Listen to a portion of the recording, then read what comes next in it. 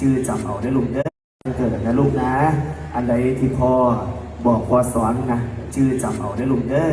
อย่าเขียดอย่าขมนะครับมีแต่สิ่งดีๆหละที่ปลูกฝังให้แล้วก็วินาทีน้องคอปเตอร์อลังการโชว์ได้หับมาลัยจากการเซอร์ไพรส์วันเกิดของพ่อแม่FC อุ้ยหลายหมื่นกราบทักทายสบายดี FC ทุกท่าน FC ทุกคนมาพบมาพ่อกับพ่อยเจบอเล่าอีกแล้วต้องขอแสดงความยินดีกับน้องคอปเตอร์อลังการโชว์หรือว่าน้องคอปเตอร์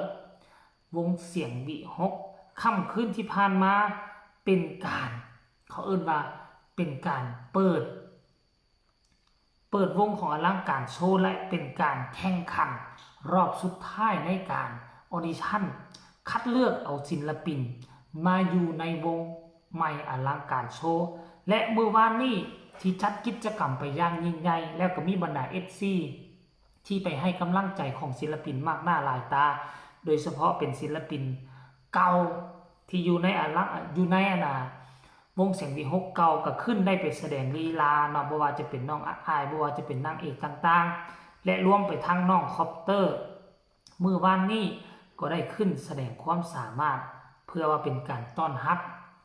สมาชิกคนใหม่แน่ที่เข้ามาร่วมใต้ชายคาอันเดียวกันและหนึ่งในนั้นเฮาก็ให้เห็นว่าบรรยากาศอยู่ที่ใต้อาณาขาหรือว่าใต้ชายคาของนกพงศกรนั้นมันเป็นใต้ชายคาคืออยู่เย็นเป็นสุขอยู่แล้วจะมีมาลงมาลัยส่งให้ครอบให้ครัวจะมีเงินคำกำแก้วหลั่งไหลเข้ามาเทมาแล้วหนึ่งในนั้นกิจกรรมเมื่อวานนี้ที่เป็นกระแสฮือฮานั่นก็คือมาลัยที่บรรดาบ้านฮักบรรดา FC แฟนคลับของน้องคอปเตอร์ที่มาส่งมอบความสุขและกำลังใจให้น้องคอปเตอร์ลุดพ้นไปจากอายุ14ปีก้าวเข้าสู่15ปีอย่างเป็นทางการนี่คือมาลัยทุกท่านเห็นแล้วหรือยังมาลัยปีกนกหลักหมื่นแล้วมาลัยห้อยคอยตืมบรรทัดต่างๆยังมีอีกมาลัยที่เป็นซอดอกไม้ตั้งว่า4ซอแต่ละซอบ่ธรรมดาหลักหมื่นคือกันท่านผู้ชมซึ่งต้องยอมรับว่าเนาะ FC ของคอปเตอร์นี่เป็น FC ที่เป็นกลุ่มเป็นก้อนที่เหนียวแน่นและเป็น FC เจ้าบุญทุ่มมักทุ่มมาลัยให้แกน้องคอปเตอร์โอ้ยบ่ธรรมดาถ้ามาเปรียบเทียบแล้วอยู่ในวงเสียงวิหกนี่นะคนที่ได้มาลัยหลาย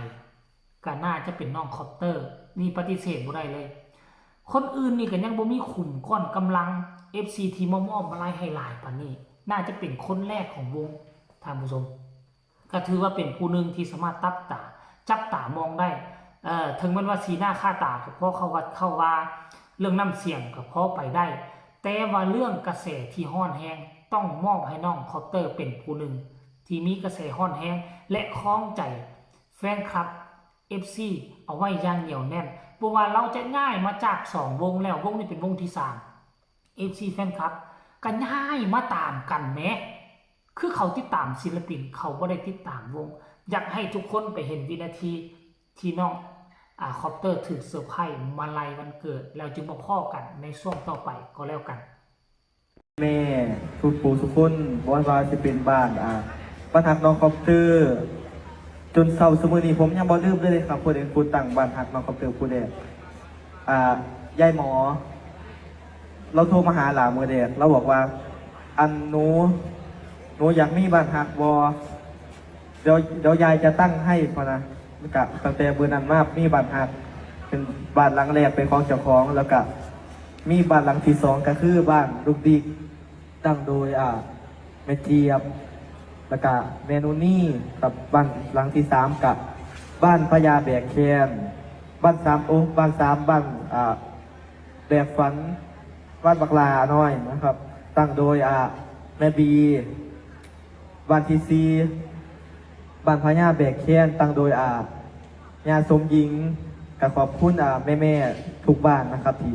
ซอยกันพักดันบักลาจนมาเข้าสมือนี้ขอบคุณขอกับสิ่งที่เราบ่ลืมที่ลุงใหญ่บอกไว้ว่าให้ลืมบุญคุณแม่เพลพอบี ปูวี่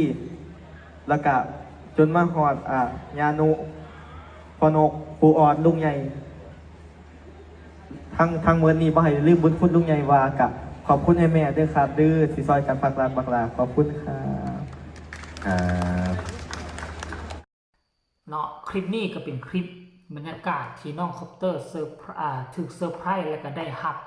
มาลัยอันนี้มันเป็นตัวการันตีตัวหนึ่งท่านผู้ชมคอปเตอร์โด่งคอปเตอร์ด่างคอปเตอร์มีบรรดา FC แฟนคลับมาให้มาลงมาลัยมันเป็นตัวจุดประกายเฮ็ดให้วงใหม่และโดยเฉพาะคือสมาชิกที่จะมาเข้าอยู่วงใหม่ห่วมใต้ไซคาของอลังการโชว์ได้คิดได้มีความหวังเนาะผู้ที่บ่เคยขึ้นเวทีใหญ่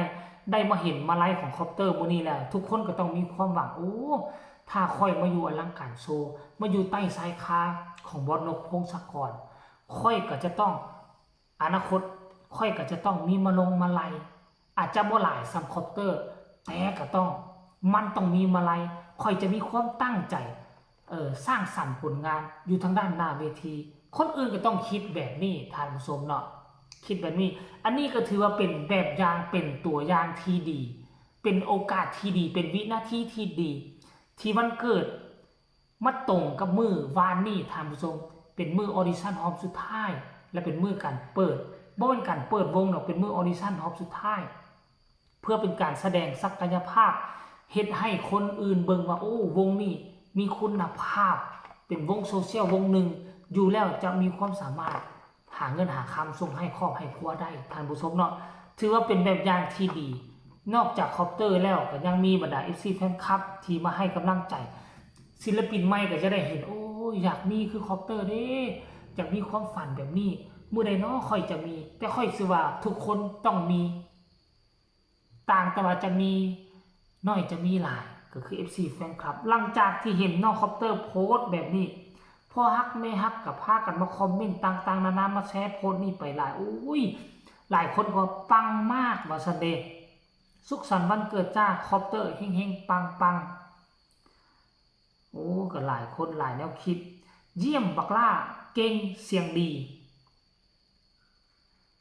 สุดยอดเลยค่ะสวยมากค่ะเห็นบ่ล่ะ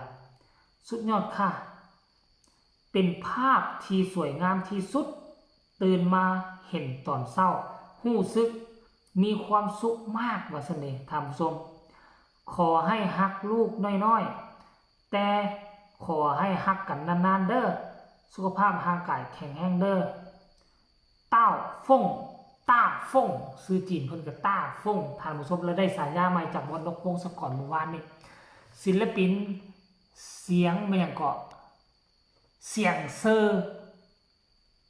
คือจะเป็นเสียงเซอร์ไม่อย่างว่าแหละท่านผู้ชมจำบ่ได้เนาะอันนี้ก็คือการเคลื่อนไหวล่าสุดของน้องคอปเตอร์เป็นกระแสฮือฮาอีกครั้งก่อนที่จะเปิดวงอลังการโชว์อย่างเป็นทางการขอฝากขอต้อน FC แฟนคลับเอาไว้ซ้ำนี้ฝากทุกคนกดไลค์กดแชร์กดติดตามเพื่อจะเอาพลาดในคลิปต่อไปที่สำคัญจะกดข้ามโฆษณาพบกันใหม่ในคลิปหน้าสำหรับคลิปนี้ขอกล่าวคำว่าสบายดี